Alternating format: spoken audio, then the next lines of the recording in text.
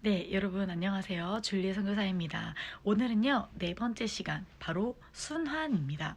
우리가 지난 시간에 배웠던 소화된 부분들이 과연 어떻게 우리의 몸 안에서 순환하여져서 정말 온몸으로까지 영양소가 갈 수 있는지, 그것에 가장 중요한 두 가지 기관이 있어요. 무엇이냐면 바로 심장 그리고 폐입니다. 자, 이 심장과 폐를 이해해야만 오늘 우리가 순환이라고 하는 것을 이해할 수 있어요. 제가 지난 시간에 여러분 신령한 음식 그리고 뭐 단단한 음식 여러 가지 이야기했는데, 이 시간에는요, 여러분 그러면 정말 그것이 내 온몸으로 가기 위해서 중요한 이 두 가지 기관인 심장과 폐라고 하는 것에 대한 중요성을 여러분이 인식하셔야 하는데요. 한 가지 여러분 알아야 될 게 뭐냐면, 심장이라고 하는 부분들이, 이 심장에서는요, 다른 기관보다요, 매일매일 운동하고 그리고 매 순간순간마다 모든 기관에서 운동을 해야 하는 굉장히 중요한 부분이에요. 그래서 심장에는 그거 아세요, 여러분? 심장암이라는 건 없어요. 왠지 아세요? 심장은요, 매일매일 뛰고 있기 때문에 쉬는 기간이 없기 때문에 계속해서 건강한 상태로 갈 수 있게 되는 거예요. 물론 심장과 관련된 여러 가지 질환이 있을 수는 있습니다. 그런데 그것도 결국에는요, 혈액이 그리고 또는 혈관이 문제가 있어서 생기는 부분이지 심장 자체가 문제가 생기진 않아요. 그래서 많은 분들이 자신이 죽고 나면 심장은 기증할 수 있는 이유가, 심장은 계속해서 뛰고 있는 근육질이기 때문이에요. 여러분, 제가 이것을 보면서 한 가지 살펴보는 건 무엇이냐면, 우리의 삶에서 매일매일 운동이 필요하다라는 거예요. 우리의 영적인 운동도 필요하고요, 우리의 신체 운동도 필요해요. 저도 어제 운동을 했답니다, 여러분. 정말 얼마나 운동인지 모르겠어요. 근데 여러분, 우리의 삶에서 운동이 필요합니다. 운동을 하지 않으면 어떻게 될까요? 네, 쉬는 것 같지요? 그것이 오히려 우리의 몸에 편한 것 같지만 건강하게 하기에는 어려운 부분이 있는 것처럼, 우리의 이 심장에 운동을 하는 것과 같이 우리의 영적인 상태에서도 운동이 필요합니다. 매일매일 말씀을 보고 매 순간순간 기도하는 것, 이러한 것들로 인하여서 하나님 안에서 우리가 건강한 영적인 상태를 누리고 또 건강한 육적인 상태를 누리는, 그래서 오늘은 여러분 한번 만보기를 켜보고 5,000걸음 이상 걸어보는 거 어떻습니까, 여러분? 네, 그러면 여러분의 심장과 폐가 튼튼해질 뿐만 아니라 여러분의 온몸이 자극되고 또 건강해지는 그런 하루를 누릴 거예요. 자, 그러면 네 번째 시간 순환 한번 배워보도록 하겠습니다. 자, 순환입니다. 자, 순환에서는 우리가 이제 순환계라고 해서 심장과 폐를 배우게 될 거고요. 첫 번째로는 심장과 혈관입니다. 심장의 구조를 살펴보면, 자, 몇 가지라고 나와 있으니까 두 개의 심방과 두 개의 심실이라고 나와 있어요. 그래서 이심방, 이심실. 그래서 방이 두 개고 실이 두 개예요. 우리가 예를 들면 방이 있고 거실이 있는 것처럼 생각하면 되는데, 여기서도 한번 그렇게 생각해봐서 한번 보겠습니다. 자, 심방은요, 혈액이 들어오는 곳이고요. 심실은요, 혈액을 내보내는 곳입니다. 자, 우리 방을 한번 생각해보면 방으로 들어가죠. 그렇죠? 그렇게 생각하는 거예요. 방으로 들어간다라는 것처럼 혈액이 뭐 하고 있습니까? 지금 들어오는 곳이다라는 거죠. 자, 그래서 이것은 어디랑 연결이 돼 있냐면 바로 정맥과 연결이 돼 있고요. 크기가 작고 내벽이 얇아요. 자, 그래서 우심방, 좌심방 이렇게 두 가지가 있게 됩니다. 우쪽이니까 우심방, 좌쪽이니까 좌심방이 되는 거예요. 여기 이제 그림에서 살펴보면 이게 이쪽이 우쪽이에요. 그러니까 반대잖아요, 우리하고 지금 보는 것이. 그래서 이쪽이 오른쪽이고 이쪽이 왼쪽이 되는 거죠. 예를 들어 내가 사람하고 마주 볼 때 그 사람의 오른쪽이고 그 사람의 왼쪽인 거죠. 그래서 여기 부분 이제, 자, 정맥, 여기가 정맥이거든요. 정맥에서 이제 들어와서 여기 방이 되는 거예요. 방으로 들어왔으니까 이제 거실로 나간다라고 생각하고 방에서 거실로 나가서 이렇게 나가게 되는 거죠. 그러니까 심실로 들어온 건 혈액이 이제 들어와서 어떻게 돼요? 나가게 되는 곳.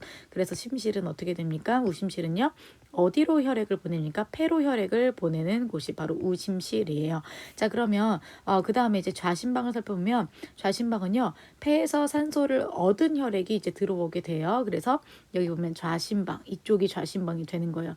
좌심방으로 들어왔다가 좌심실로 가서 좌심실에서 이제 동맥으로 연결되어서 이제 나가게 되는데, 자, 좌심실은 이제 보면 어떻게 됩니까? 그래서 동맥과 연결되어 있고 온몸으로 혈액을 보낸다라고 이제 보면 돼요. 자, 그래서 여기 부분은 이제 무엇과 연결되어 있다고 볼 수가 있습니까? 심실의 경우에는 동맥과 연결되어 있다, 이렇게 이제 볼 수가 있게 되는 거죠. 이게 이제 다른 점입니다, 서로. 자, 그 다음에 판막. 판막도 굉장히 중요해요, 여러분. 왜냐면 이거는 시험 문제 나온 적이 있어요. 뭐예요? 혈액이 거꾸로 흐르는 것을 막아주는 것이 어디냐? 라고 해서 각각에 보면은요, 굉장히 이제 많은데, 여기 이렇게 보이세요? 그리고 여기도 있고요. 여러 가지 이제 구조들이 이제 돼 있죠. 그래서 뭐 다 있습니다. 여기도 있고요. 뾰족한 부분들. 그래서 이런 부분들이 이제 바로 판막이 돼서 혈액이 거꾸로 흐르는 것을 막아주고요. 심방과 심실 사이에서 심방으로 들어왔는데 심실로 다시 이제 심방에서 심실로 가야 되죠. 만약에 이렇게 거꾸로 가면 안 된단 말이에요. 그래서 그런 것들. 그 다음에 심실과 동맥 사이에 위치해서 거꾸로 가는 것을, 거꾸로 흐르는 것을 막아주는 구조가 바로 판막이다. 이렇게 생각하면 되고요. 자, 여기 이렇게 제가 이야기를 한 것처럼 뭐 해야 돼요? 그림으로 그려보세요. 반드시 그림으로 그려보셔야 여러분이 선생님 이거 너무 어려워서 어떻게 그려요? 이렇게 이제 이야기할 수가 있어요. 그쵸? 저는 이제 이렇게 보면은요, 그거를 아주 간단하게는 이렇게 그릴 수가 있습니다. 이렇게 돼 있고요. 이렇게 나눠지는 거예요. 자, 그래서 여기가 우심방, 여기가 우심실, 그리고 여기가 좌심방, 좌심실. 자, 그래서 우심방에서는요, 들어오고요, 우심실로 나가고요, 좌심방으로 들어오고요, 좌심실로 나가게 됩니다. 자, 우심방으로 들어온 혈액은요, 뭐라고 했습니까? 그쵸? 대정맥이라고 했어요. 조금 표시를 해볼게요. 그래서요, 대정맥에서 이제 들어오게 되고요. 우심실로 나가게 되는 것은 어디로 연결될까요? 폐동맥. 으로 됩니다. 자, 그 다음에 좌심방으로 들어오는 거는요, 폐정맥.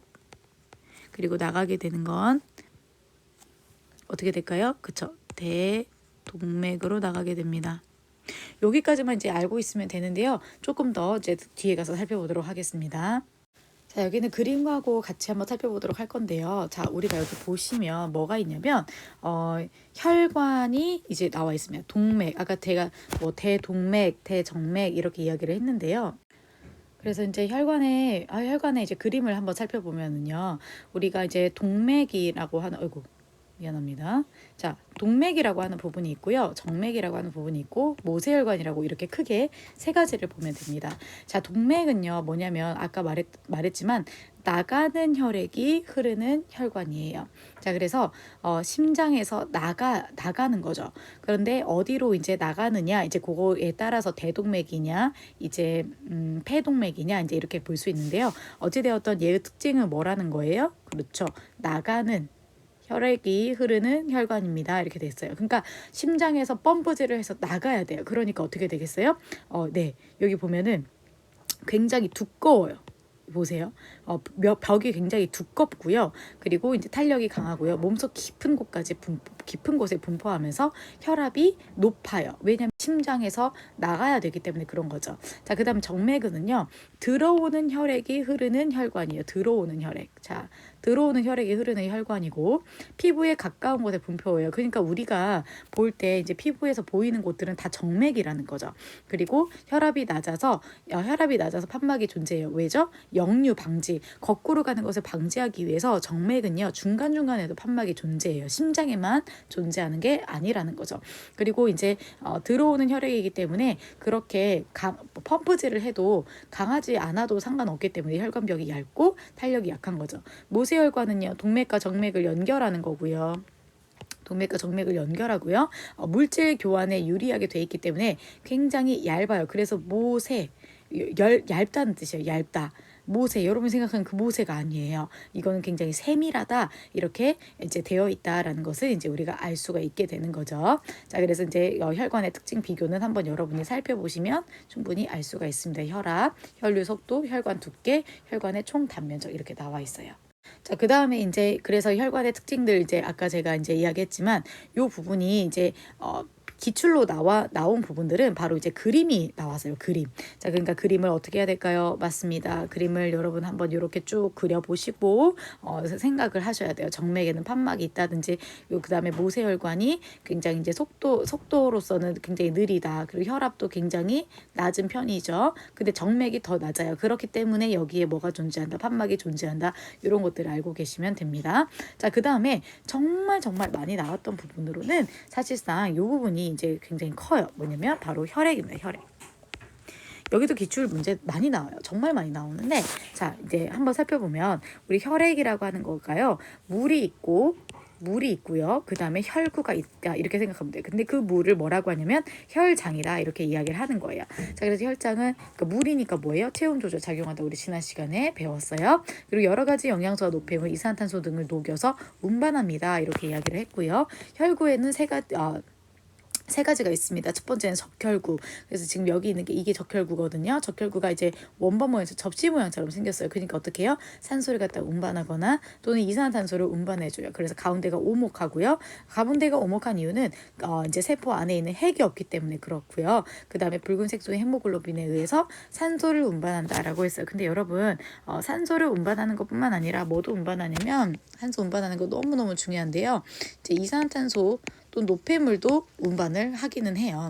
자, 그 다음에 이제 두 번째가 백혈구입니다. 자, 백혈구는요, 불규칙한 모양을 가지고 있고요. 무색 투명하고 핵이 있어요. 그리고 식균 작용, 여기가 굉장히 중요한 포인트입니다. 아까 여기는 산소 운반하는 게 이제 중요 기능이었다면, 백혈구는요, 식균 작용. 그래서 병균에 감염되잖아요. 그럼 백혈구 수가 급격하게 증가해요. 왜 그럴까요? 그렇죠. 균을 먹어야 하니까. 이제 그런 부분들이 바로 백혈구가 되고요. 백혈구는요, 진짜 모양이요, 뭐 그냥 이래요. 이래서 모양이 없는 형태가 바로 백혈구입니다. 그리고 이제 세 번째로가 이제 혈소판인데요. 여기 보면 혈소판 모양이 어떻게 생겼어요? 굉장히 이제 여러분 이제 뭐라고 하죠? 이제 가객들이 이렇게 사람을 해칠 때 쓰는 이제 도구처럼 생겼는데, 뾰족뾰족하게 생겼고요. 그리고 이제 여기는 이제 뭐가 중요하냐면 혈액을 응고한다. 네, 혈액을 응고한다라고 하는 것이 굉장히 중요합니다. 응고라는 게 뭐죠? 우리 딱지 생기는 거 있잖아요. 피나다가 딱지 생기는 거, 그거 할 때 혈소판인 거예요. 그럼 혈소판이 만약에 없으면 어떻게 될까요? 맞아요. 혈소판이 없으면 혈액이 멈추지를 않게 되는 거야. 그러니까 우리 안에 있는 피에 있는 모든 것들이 굉장히 중요한 거죠. 여러분, 혈액이 응고가 돼서 딱지가 생기게 하는 것이 그렇게 좋은 작용은 또 아니다, 이렇게 말하는 사람도 있지만, 어찌되었든 딱지가 생기면 어떻게 해요? 외부에 있는 균들이 더 이상은 들어올 수 없도록 막아주는 역할. 그러니까 딱지 떼면 돼요, 안 돼요? 안 되는 거죠. 자, 그리고 이제 여기 부분에 이제 제가 이제 이야기했지만 또 그린 게 또 나왔어요. 네, 여러분 너무 좋죠, 여러분. 자, 요거는요, 사실 이제 옆에까지 쓰라고 하고 싶었지만 이거 이제 여러분의 선택에 맡기고요. 여기는 이제 선택입니다. 이 부분의 그림은 반드시 여러분 그려야 돼요. 자, 그래서 어떻게 하냐면 그리면서 여러분이 생각해 보라는 거예요. 이 혈장 부분이 뭐가 되죠? 네, 물이죠, 물.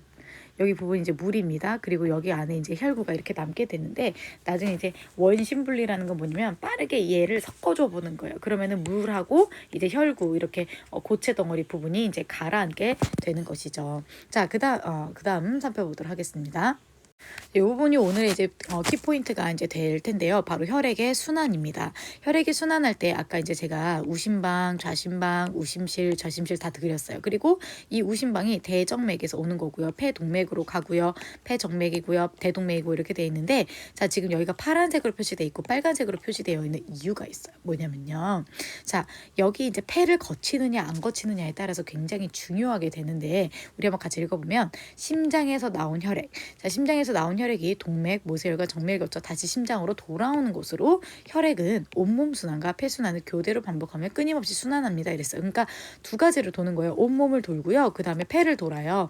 근데 온몸을 돌면서 그 다음에 폐를 돌면서 어떤 것이 되느냐, 이것이 중요한데요. 온몸을 돌면서는 온몸에 가게 되는 거죠. 온몸에 가서 뭐를 줄까요? 그렇죠. 영양분을 주게 되는 거예요. 양분과 산소를 주게 됩니다. 그런데 양분과 산소를 주고 이제 무엇을 받아오게 될까요? 맞습니다. 노폐물을 받아오게 돼요. 이 노폐물을 받아와서 어떻게 됩니까? 다시 폐로 보내서 어떻게 해요? 이제 노폐물은 이제 폐로 가니까 얘에서는 어디로 갈까요? 그렇죠. 코로 내쉬는 거죠. 숨을 내쉬게 하면서 이제 CO2를 여기다가 주겠고, 그 다음에 이제 숨을 받아 들여오면서 이제 뭐를 가져오겠어요? 그쵸, 산소를 가져오겠죠. 이 산소와 그리고 또 이제 여러 가지 것들, 이제 그래서 어쨌든 폐를 거쳐서 산소를 거쳐서 주게 되는 것, 이것이 바로 우리 순환의 특징이 되는 거예요. 그러니까 굉장히 중요한 거죠, 여러분. 제가 이거를 굳이 그리라고 하지 않는 이유는 앞에서 다 그렸어요. 그쵸? 그래서 여러분이 여기에서는요, 보면서 기초를 이제 우리가 살펴보는데, 정말 중요한 거는 뭐냐면, 이게 파란색이라는 거. 제가 이제 뭐냐면 산소가 없기 때문에 제가 파란색을 표시한 거예요. 약간 죽은 피 같은 거 있잖아요. 그렇게 생각하면 되고, 여긴 선홍색 피.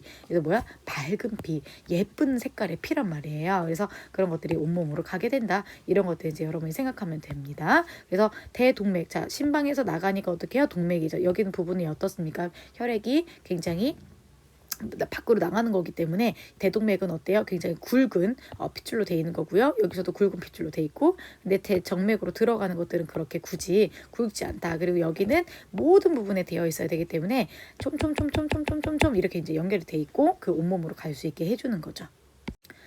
다시 한번 살펴보면 우리가 이제 폐순환이라고 하는 것은 우심실에서 나온 혈액이 폐를 거쳤어요. 그래서 조직으로 이산탄소를 내보내고 그 다음에 산소를 받았어요. 폐를 지나면서 산소를 받았어요. 그리고 좌심방으로 돌아오기 위한 혈액의 순환 동로다. 그래서 우심실에서요, 폐로 가는 폐동맥을 거쳐서 폐로 갔다가 폐정맥으로 갔다가 좌심방으로 갔다가 좌심실로 갔다가 다시 이렇게 가는, 이제 그래서 좌심방까지 오는 요 부분. 그래서 네, 다시 한번 살펴보면 여기 부분인 거죠.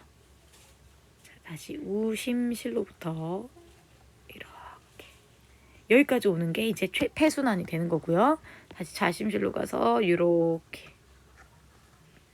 돌아오는 거, 여기까지가 이제 체순환이 되는 거겠어요. 자, 그래서 동맥과 동맥혈, 그리고 정맥과 정맥혈은 또 다른데요.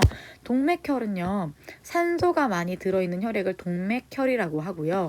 산소가 적게 들어있는 것을 정맥혈이라고 합니다. 그래서 동맥혈은요, 어디가 되겠습니까? 그쵸? 이 빨간색으로 돼 있는 부분이 있잖아요. 여기가 동맥혈이에요. 동맥혈. 그쵸? 그리고 어디가 될까요? 네네, 이제 들어온 거잖아요. 이게 동맥혈, 얘는 동맥혈이죠. 자, 그런데 산소가 적게 있는 부분들은 어디서? 대정맥, 폐동맥, 이거는 정맥혈이 되는 거예요.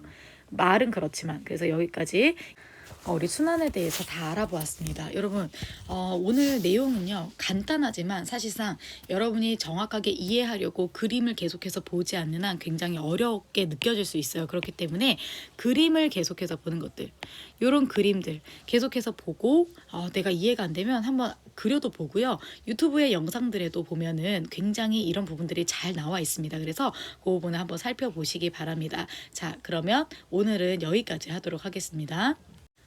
자, 여러분, 오늘 순환에 대해서 배웠습니다. 우리의 심장과 우리 폐가 우리 몸에 있는 이유에 대해서 조금 알아보았죠. 자, 오늘 배웠던 심장, 그리고 혈관, 그리고 혈액, 그리고 폐순환, 그리고 체순환에 대하여서 쭉 알아보았어요. 여기에 나와 있는 대로 과제 36페이지부터 38페이지까지 정확하게 한번 풀어보고요. 여러분, 답을 맞춰보는 것에 끝나지 말고 그것이 정확하게 내 마음 가운데 이해가 되고 내 머릿속에서 정리가 될 때까지 계속해서 반복해서 보시기 바라고요. 이해가 안 됐으면은 우리 영상의 장점이 무엇입니까? 여러 번 반복해서 볼 수 있다는 거예요. 이것을 여러분이 잘 숙지하시고 하시기 바랍니다. 그럼 여기까지 하겠습니다. 감사합니다.